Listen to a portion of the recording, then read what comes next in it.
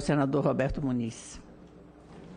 Senadora Alciavânia, inicialmente quero agradecer a todos os senadores pela oportunidade de me aprofundar nessa temática tão importante, principalmente para a juventude do nosso Brasil, também para os trabalhadores, num momento tão difícil de retomada dos empregos e que a gente precisa capacitar e fazer com que nós tenhamos um desempenho melhor cada vez mais dentro das empresas, mas queria em especial agradecer a Vossa Excelência, a senhora como presidente, que teve a coragem de nos dar a oportunidade de fazer de forma diferente a construção desse relatório. Queria mais uma vez, de público, parabenizar os consultores desta casa, certo? Em nome do consultor-geral Danilo Aguiar, a todos os consultores que participaram, a Isana Rocha, a Carlos Murilo, a Jeane Arruda, a Jussi Meliar, a Marcelo Castro, ao secretário da comissão Willi, também que esteve sempre presente, aos técnicos do TCU que participaram, do IPEA, a todos que participaram também através do MEC e dos outros ministérios. Quero destacar no TCU a presença do doutor Ismar, do doutor Marcelo, do doutor André Geraldo, do doutor Almir, no MEC da secretária Eline, da doutora Jussara, do doutor Geraldo Oliveira, do EMIDIC, o secretário Marcos Vinícius, a Lucas, do IPEA, do Ministério do Desenvolvimento Social, o secretário Vinícius Botelho e toda a equipe, e também da CNI e Senai, Rafael Luquezzi e Felipe, agradecendo a todos e dizendo que é óbvio que nós poderíamos ter ampliado o olhar, né, desse trabalho, mas, infelizmente, presidente, nós temos um vácuo, um vazio legislativo, que é como a gente modula e como desenha a política pública no Brasil.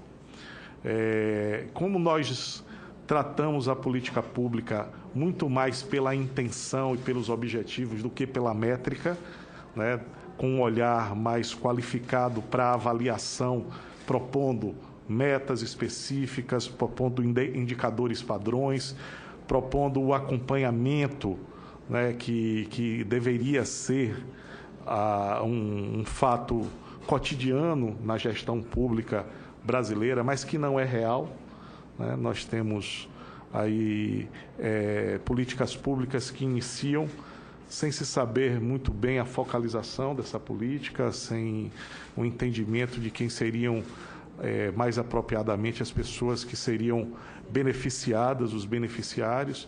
A gente tem uma cultura de tentar universalizar alguns direitos, pensando que isso a gente está melhorando a situação brasileira. A gente consegue, às vezes, dar direito a quem não tem direito e tirar direitos a quem tem a necessidade. Então, eu acho que esse é um tema que se abriu e que todos esses consultores, e junto com outros consultores da Casa, nós estamos debatendo e já finalizando uma proposta para trazer aqui para o Senado e para o Congresso Nacional, para que a gente crie essa possibilidade de a gente ter mais responsabilidade ao produzir uma política pública e, consequentemente, os seus programas e os seus projetos.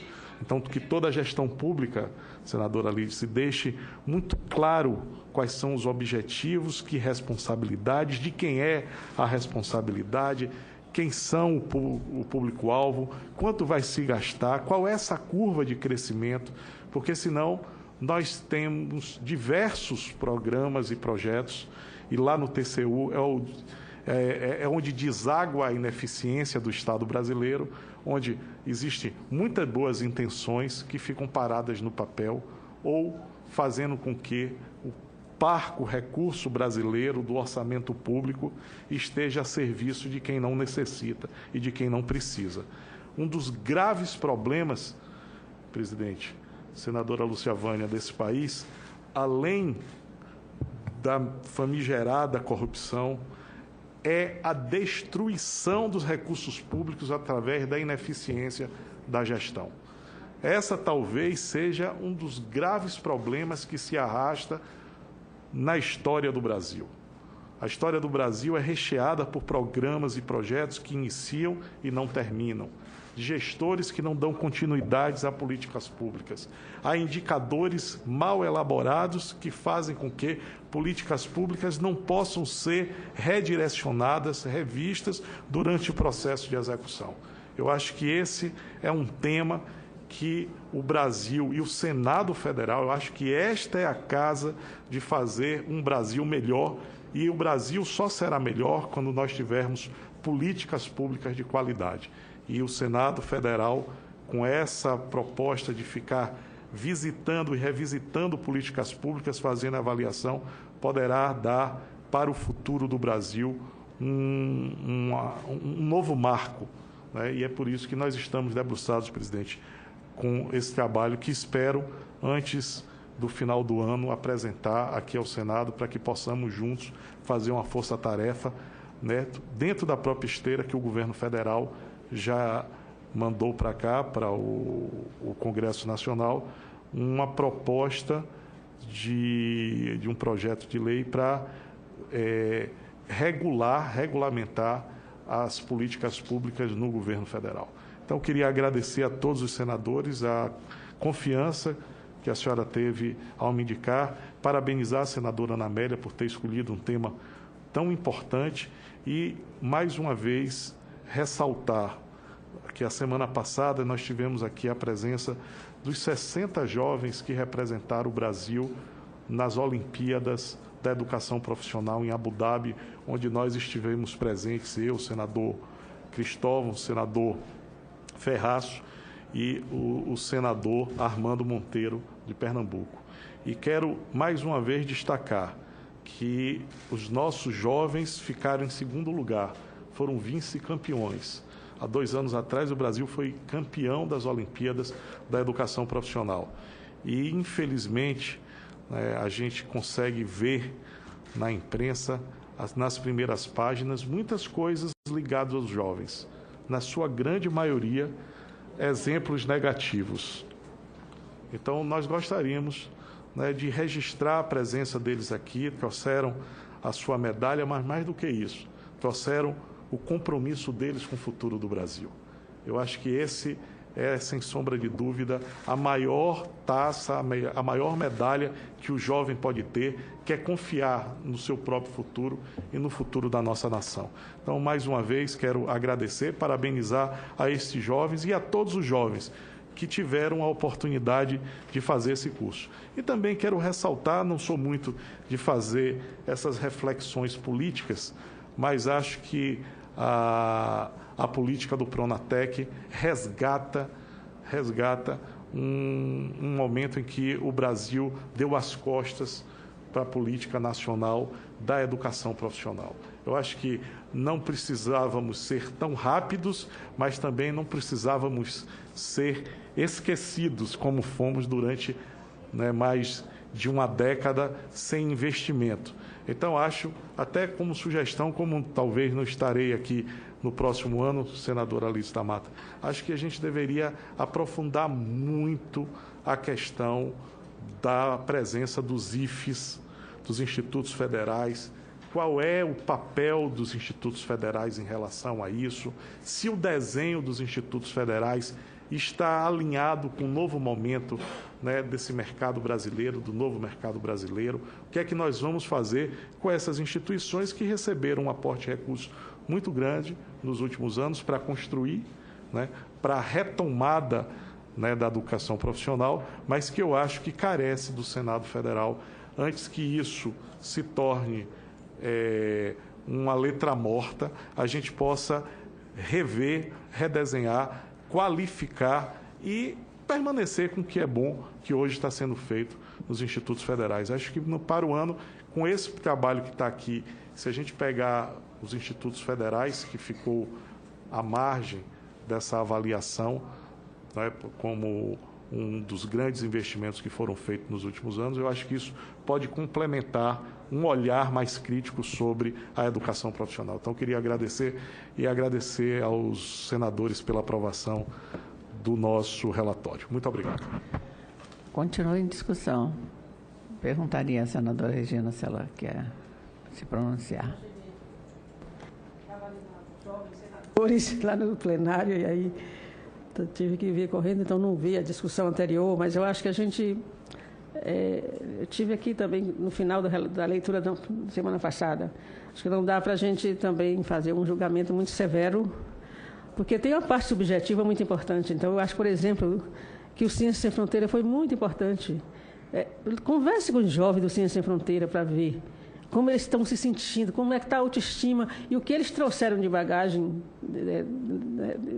Inclusive, apresentando, tem um menino na Universidade Federal que me apresentaram ontem um projeto, anteontem, lá no meu escritório no Piauí, que é fantástico, de reaproveitamento de coisas que eles aprenderam lá, que eles estão fazendo obras de arte com as coisas mais lindas, assim, fizeram lá no Piauí, em Teresina, nós temos uma ponte muito bonita, chamada Ponte Estaiada, que eles fizeram miniaturas da ponte, assim, e já estão com um quiosquezinho vendendo as coisas, estudantes da Universidade Federal do Piauí, que foram por Ciência Sem Fronteira. E a gente, conversando com eles, a gente sente a autoestima. Aprenderam uma língua, não está aí falando fluentemente, mas aprende o suficiente para se virar. Então, a gente precisa também fazer essa avaliação mais subjetiva, né? E também da questão do curso profissionalizante. Independente, eu sei que o ideal seria o atender o mercado, mas nesse momento ainda não é possível. Então, não vamos deixar de profissionalizar, porque exatamente preparando para quando o mercado vier. No Piauí, nós não tínhamos energia eólica e solar. E aí, de repente, veio uma demanda imensa e o Piauí não tinha as pessoas preparadas, né? Então, se tivesse preparado antes, depende que tinha uma perspectiva, estava acontecendo no Brasil, então precisa também, assim, ter esse preparo prévio para não chegar a mão de obra de fora, porque lá a gente não tem. Então, tem uns acertos para fazer, mas eu acho que é muito importante manter o programa, porque tem uma outra questão também, que eu inclusive uma ideia que eu tenho colocado como mas é o Pronatec, a profissionalização. Mas no relatório eu falava também um pouco do Ciência Sem Fronteiras. Por isso que eu tenho os programas para a educação como um todo, que a gente tem que avaliar realmente, porque às vezes realmente... Não estou dizendo que a gente não tem que avaliar. No Pronatec, na profissionalização, eu defendo, por exemplo, que é uma coisa sempre batida, desde o Ministério do Trabalho, com aqueles programas de qualificação profissional, que a gente qualifica o menino para ser oficina mecânica de moto. Mas se a gente não der para ele uma caixa de ferramenta para ele começar, ele vai ficar lá. Se já tiver uma oficina que empregue, tudo bem. Se não tiver, ele fica. Então, acho que a gente podia incorporar isso. Ensina as moças a costurar, a fazer curso de corte e costura, mas ela precisa ter uma máquina para ela começar a costurar para a família, para os vizinhos. Então, acho que a gente podia incorporar isso nos programas de qualificação também, não ficar só ensinar e joga aí no mercado. O mercado não vai absorver essas costureiras, não vai absorver esses mecânicos, que ele possa começar também a ter um negocinho próprio, que hoje nós estamos vivendo a era do empreendedorismo, mas se ele sair, se ele não tiver um empurrãozinho, pelo menos com a caixa de ferramenta, ele vai continuar desempregado, dificilmente todos vão ser absorvidos pelo mercado. Agora, a gente não vai deixar de fazer. Importante que uma hora vai aparecer um trabalho para aquela costureira, uma hora vai aparecer um trabalho para aquele mecânico. Então, acho que os cursos profissionalizantes do Sistema S são muito respeitados, as pessoas eles têm uma qualidade, né? Só precisa ver a questão dos custos, né? Mas o Sistema S tem uma fama de... Não conheço ninguém que diga que os custos do Sistema S não sejam bons, né? E se tem alguns que não são tão bons, tem que qualificar as escolas. Principalmente eu sei que as escolas públicas têm mais dificuldade para fazer esses cursos, né, a partir das condições objetivas das nossas escolas públicas. Mas acho que a gente tem que continuar com a proposta aperfeiçoando. A palavra à senadora Lídice. Senador, só para ressaltar aqui a fala do senador Roberto, no último momento, ele destacou a necessidade de incluir a senadora também, Regina, as novas profissões. E eu sou testemunha agora, Roberto, até esse fim de semana discutíamos, porque participei da nova inauguração das escolas culturais que o governo do Estado está fazendo, transformando algumas escolas em escolas culturais, em que interligam a arte com a educação. E lá discutimos também os novos cursos técnicos voltados para economias regionais. No caso, por exemplo, do curso de técnico em chocolate, no sul da Bahia. Existe uma dificuldade enorme, por exemplo, de você ter na universidade alguém que ensine a fazer chocolate. Então, eles tiveram, para realizar esse curso, esse curso técnico na Bahia, a nossa escola pública, a direção da escola e a Secretaria de Educação, de buscar os profissionais do setor não formalizados, ou seja, não os professores de nível superior para dar curso sobre isso, mas sim o chocolateiro, mas sim aqueles que tinham já uma especialidade naquela questão. É claro que um estudante de engenharia de alimentos pode, sem dúvida nenhuma, dar uma contribuição nisso, um professor de engenharia de alimentos, mas não é o que tem muito à disposição em cada uma das regiões. Então, a necessidade de se fazer cursos voltados para estas capacidades de desenvolvimento regional. E não tenho dúvida que no nosso pedaço nordestino, quem diria, hoje nós temos uma necessidade de técnicos voltados para energias renováveis, de maneira especial a energia eólica, energia solar também, mas energia eólica com muito vigor, que nós temos hoje um grande parque eólico no Rio Grande do Norte, depois na Bahia, depois no Piauí, com grandes possibilidades de sucesso, já gerando renda, mas principalmente impactando na geração de energia limpa no nosso país. A palavra ao senador Roberto Muniz. Só para complementar, presidente, que fico feliz por esse tema tão candente. É claro que a gente lembra dos mestres, né? Certo? Que são pessoas de notório saber. Muitas vezes a gente não dá valor a essas pessoas que conhecem a arte do fazer. Muitas vezes não tem a arte do ensinar, mas tem a capacidade do fazer e, ao fazer, ensinam. Assim são algumas profissões, né, que alguns já se perderam no tempo, né? Eu me lembro do ourives, né? As pessoas que consertam relógios, né? O relojoeiro. Então, eram pessoas que não entravam numa faculdade, mas eram tão importantes para a sociedade quanto pessoas que chegam à universidade. E eu queria até, só para destacar, que foi uma das questões que foi levantadas aqui no nosso relatório, eu estava me percebendo outro dia, presidente, como a gente chama o ensino universitário, a gente chama de ensino superior. É quase que desqualificando os outros ensinos. E eu acho que não existe nada mais superior do que o ensino básico. Se eu pudesse, eu mudaria.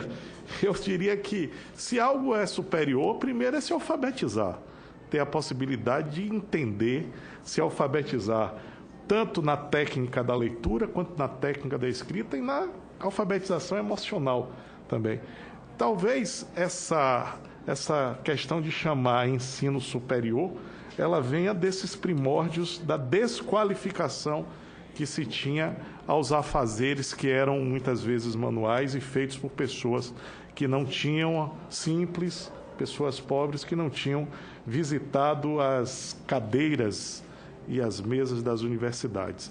Mas acho que o Brasil começa a rever essas questões e acho que a aproximação que o governo da Bahia está fazendo através da Secretaria de Educação, criando essas escolas culturais, ela traz de volta um pouco para esse alinhamento com a força da cultura popular, né? O que é que a população... E aí tem um trabalho novo, muito interessante, certo? Do Jorge Caldeira, do escritor Jorge Caldeira, senadora Lídia, senadora Lúcia Vânia, um livro onde ele trata das riquezas do Brasil, e ele coloca uma questão interessante. Ele acha que a nossa história será completamente repaginada. Por quê? Como é que eram escritas as histórias anteriores dos livros? Era através de uma pesquisa, feita por um pesquisador, com seu grupo de pesquisadores, e com um olhar específico de alguns documentos. Com a digitalização desses documentos históricos, nós vamos ter como revisitá-los e tratar essa quantidade de informações de uma outra maneira. E ele coloca duas questões que são muito interessantes.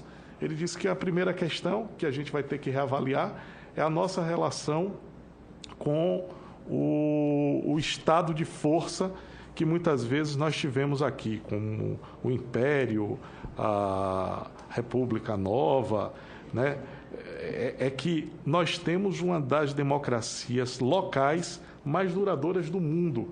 Então, mesmo nas ditaduras, a gente escolhia o nosso representante local. Claro que com distorções históricas imensas, principalmente lá no Nordeste, nessa luta do intendente, do cangaço, certo? Da volante, isso tudo impactava, mas havia uma escolha local. E a outra questão é sobre a capacidade empreendedora do brasileiro, advindo desta população mais humilde.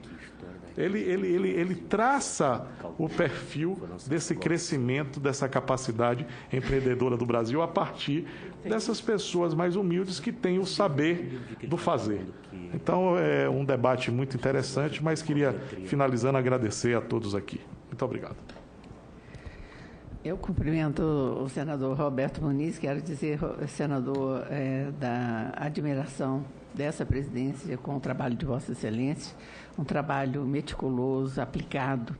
Vossa Excelência teve a paciência de estabelecer um cronograma de trabalho e cumpri-lo disciplinadamente, ouvindo as pessoas, tomando por base também um relatório do TCU, e fez um trabalho primoroso, que será destaque nesta comissão. Vamos mandar publicá-lo e, ao mesmo tempo, vamos encaminhar ao MEC esse estudo para que outras pessoas tenham condições de fazer a avaliação.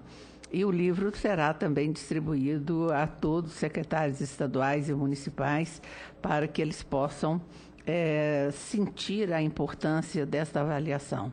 E sentir a importância de que qualquer política pública, como Vossa Excelência coloca aí, ela precisa ser acompanhada, fiscalizada, medida e principalmente uma avaliação do custo-benefício. Às vezes a intenção é muito boa, mas o custo vai muito além daquilo que se pode fazer.